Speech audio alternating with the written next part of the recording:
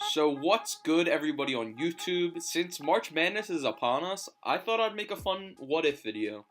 So this video is about what if NBA teams went by college. So pretty much I took 16 NBA teams and made them the colleges with the most NBA players currently in the league. So if your favorite team got left off, first off, I'm sorry, but I just went by the players that I could actually build a rotation with. So I tried to have at least 7, 8 guys from a college. And before we hop into the video, please be sure to drop a like and sub. This video actually took a pretty long time to get all the players assigned to the right teams, and doing so will actually help this video get out to as many people as possible, and I definitely need that since I'm a smaller YouTuber and need some exposure. So let's hop into the video. Okay, so before the video starts off, I'm going to hop in and show you all the teams. This is the Duke Blue Devils team. You got Kyrie, JJ Redick, Jason Tatum, Marvin Bagley, Wendell Carter, Brandon Ingram, Jahlil Okafor, Justice Winslow. It's one of the better teams for sure. You know, that starting lineup is kind of extremely impressive.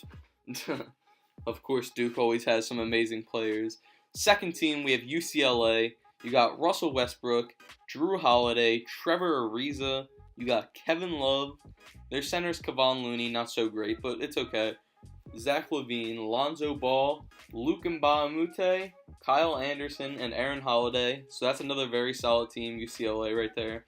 Pretty much anchored by mostly Russ, though, for sure. Next team, we got the Louisville Cardinals.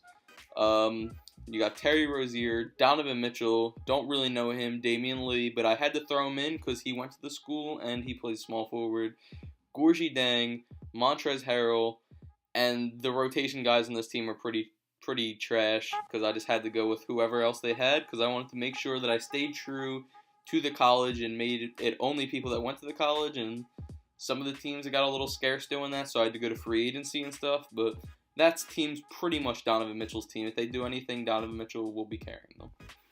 So we got Indiana now. You got Yogi Ferrell alongside Victor Oladipo, OG. You got Thomas Bryant, Cody Zeller, and then what's the bench looking like? We got a very solid six-man, Eric Gordon, Noah Vonleh, and Jordan Crawford. So not terrible, not amazing. It's pretty good. It's okay. Not bad at all. So next team, we got ourselves the Washington Huskies. As you know, that was Markelle Fultz's college team. So Markelle Fultz is playing the 1, Deontay Murray at the 2, Terrence Ross at the 3, old head Quincy Pondexter at the 4, Marquise Chris at the 5, Justin Holiday as our 6th man, Isaiah Thomas at 7, and CJ Wilcox at a free agency at 8. Now, I know some of you are probably thinking Isaiah Thomas should start over Fultz, but I don't know. I was a little biased there, and I just went with Fultz. So now we got UConn, the UConn Huskies. As you know, the most infamous guy that ever went there, Kemba Walker, a beast in college, alongside his actual teammate in real life, Jeremy Lamb, Rudy Gay, Emeka Okafor, Andre Drummond, and then not so great of a bench, but Shabazz Napier, So that team's pretty much anchored by their starting 5 also. This team, we got the Texas Longhorns. This is a pretty good team. You got DJ Augustine at the point, Avery Bradley at the 2, KD at the 3, LaMarcus Aldridge at the 4, Miles Turner at the 5, Corey Joseph. Then you got Jared Allen and Mo Bamba, so their centers are kind of crazy if you think about it. So that was the Texas Longhorns. We got the Syracuse Orange. This one was a very rough team, I'm not going to lie. They had an okay amount of players, but not so great. MCW, Dion Waiters, Melo, Jeremy Grant, Tyler Lydon, Andrew White III, and Tyler Ennis, and Wesley Johnson. And BJ Johnson, but, you know. Next up, we got ourselves the Michigan State Spartans. This was a pretty good team, you know. They have Draymond, so it's pretty good. But besides that, they have Bryn Forbes, they have Gary Harris, Miles Bridges, Jaren Jackson Jr., Zebo. It's an okay team. Their starting 5 is pretty solid, though. I'll definitely give them that. Pretty solid starting 5. So the next team, we got North Carolina Tar Heels. So we got Raymond Felton, Danny Green. Oh, I don't know what just happened. Danny Green, Harrison Barnes. We got Marvin Williams, John Henson, Justin Jackson, Ed Davis, and Ty Lawson, Wayne Ellington, and Reggie Bullock. And Vince Carter, my bad. But that team's okay. It has some pretty solid rotational players, though, which some of the teams don't. I personally like this team a good amount here. So you got DeAnthony Melton, you got DeMar DeRozan, Nick Young, Taj Gibson, Vucevic, and this is USC, by the way. You got off the bench, you got not Malik Monk. I don't know why that keeps doing that. It keeps putting my rotation players lower. Dwayne Dedman and Metu, I believe, but I don't know how to pronounce that dude's name, even in the slightest, if I'm being honest. So, next up, we have the Arizona Wildcats. As you know, they just had DeAndre Ayton last year, so TJ McConnell at the 1, Alonzo Trier at the 2, Aaron Gordon at the 3, Lauri Markkanen at the 4, and then DeAndre Ayton at the 5 with Rondae Hollis-Jefferson as 6-man, Stanley Johnson, and Iguodala off the bench. So that's, in my opinion, one of the better teams. Next up, we got the Villanova Wildcats. Mostly young guys here, but two veterans pretty much. So you got Kyle Lowry at the 1, Josh Hart at the 2, Mikal Bridges at the 3, old head Dante Cunningham at the 4.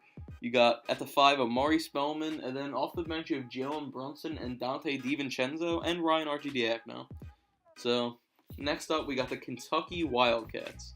The Kentucky Wildcats are an absolute bomb squad. You got John Wall at the 1, Devin Booker at the 2, Julius Randle at the 3, Anthony Davis at the 4, Cat at the 5, Boogie as 6-man, Jamal Murray, Eric Bledsoe, Nerlens Noel. Absolute bomb squad.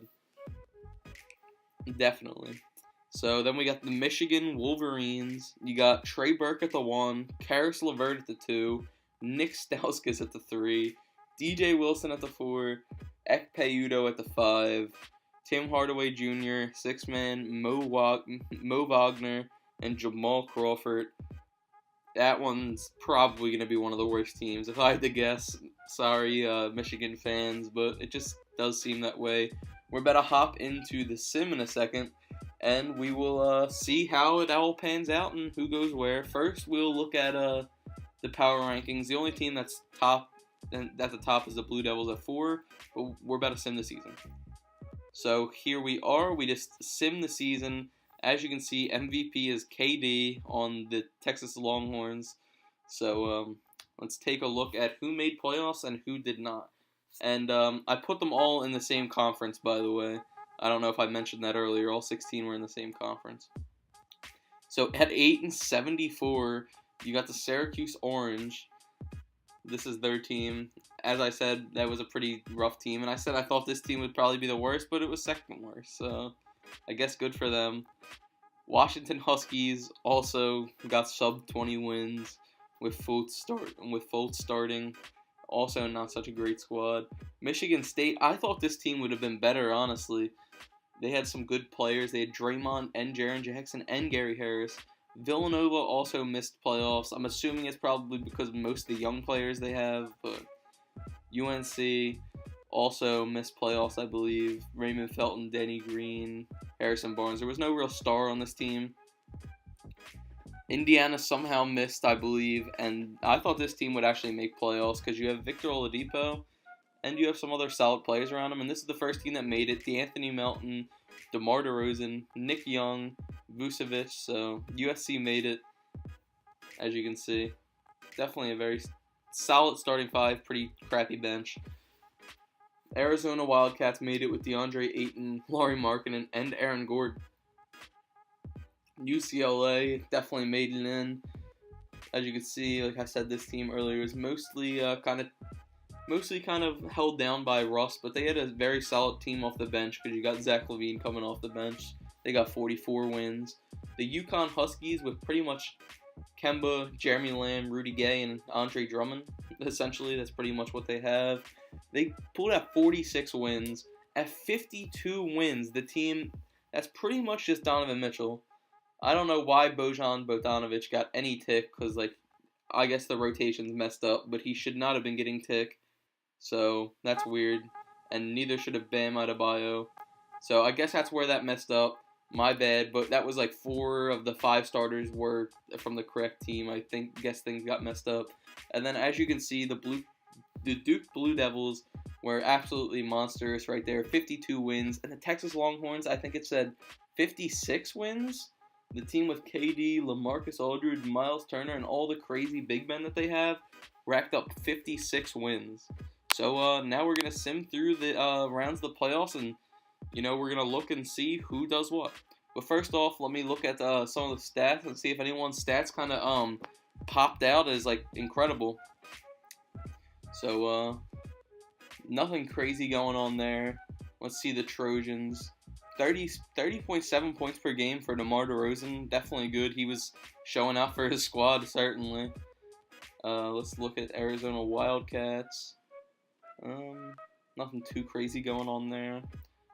We see Villanova. Nothing insane going on there either. Kentucky. Nothing going on there. Everyone's just getting a piece of the pie. Michigan. Nothing crazy going on there either. Let's see. The Blue Devils. 27.9 points per game for Kyrie. He definitely had a really good year. Let's see. UCLA. Nothing too crazy either. Louisville. He should be putting up high stats, yeah. 28.6 points per game for Donovan Mitchell. So that's very good. I knew he had to carry the squad heavily. Victor Oladipo kind of had to do the same thing. I wonder what KD was averaging since he got MVP. So Washington Huskies, off the bench, Isaiah Thomas was actually the best player. So it's kind of wild. Maybe I should have started Isaiah Thomas over Fultz, but all in retrospect. So let's see. KD was almost averaging 34 points per game to go along with almost 8 rebounds per game. So that's a little insane. I don't think anybody else should be averaging anything crazy, so let's just hop into the sim. I'm not going to go through all the teams to show the matchups yet, because I feel like you kind of know at this point, because I've showed them a few times, so I thought about doing it at first, but then I'm just going to sim through the round, because that would have taken too long. So let's see what's going on here. If there are any upsets, looking like the Duke Blue Devils are going to sweep. UCLA got swept. Yep. Kentucky swept USC.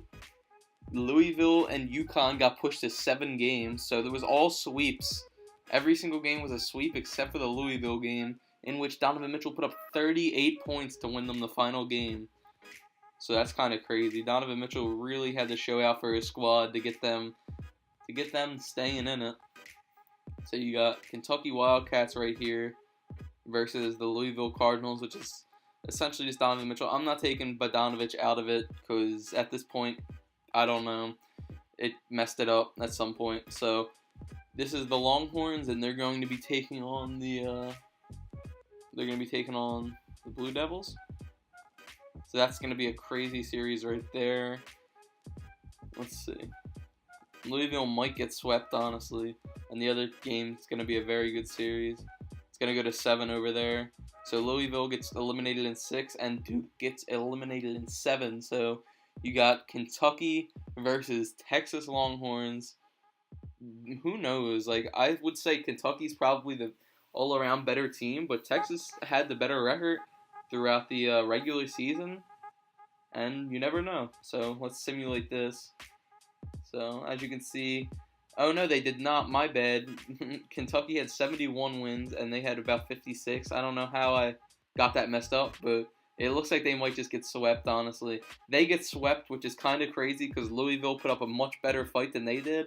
So I don't know what to say about that, but that's interesting. And so Kentucky's going to be versing in the finals this Nuggets team that has both Joel Embiid and Jokic on it, which is pretty funny. So I guess let's just see if they can put up a fight. Oh, they took it to 6. Anthony Davis MVP. But if you like this video, make sure to like, comment, and sub. I make a bunch of NBA related content, and I post all the time. So if you like this, like, and I'll see you next video. Thank you.